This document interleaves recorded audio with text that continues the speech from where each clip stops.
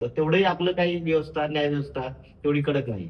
तीच त्या काळात महाराजांच्या काळात ते होती की चौरंगा केला जायचा. आता छत्रपती शासन हा कायदा लागू न काळाची गरज आहे. परिस्थितीकडे वाकड्या नजरेने पाहिल्यावरती महाराज चौरंगा करायचे. आता त्याच्या पुढे जाणं गरजेचं आहे. फक्त चौरंगा करून उपयोग नाहीये, त्या माणसाचं लिंग पण छाटलं पाहिजे आणि त्याला भर चौकात पेटवलं पण पाहिजे. कारण आता कायद्याच धाक बसणं काळाची गरज आहे. प्रत्येक 5 मिनिटाला एक मुलीची छेड काढली जाते.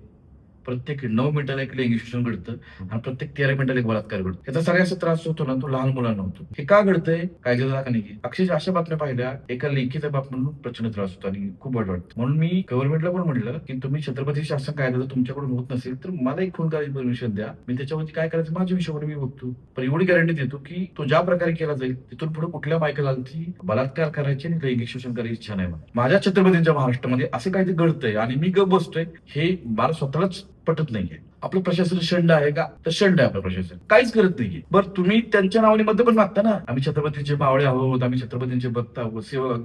अरे तुम्ही असं म्हटल्यावर त्या महाराजांना वाटत असेल की तुमची जीभ का झटत नाही बोलताना. तुमच्या नसेल कायद्यात बसवतात, तसे कायद्यात तुम्ही अनेक बदल केले. एक बदल करून मला द्या, सचिन गवळी पेटवेल, सचिन गवळी त्याचा चौरंगा करेल, लिंग छाटेल, त्याला पेटवून भर चौकात त्याची पूर्णपणे करेल.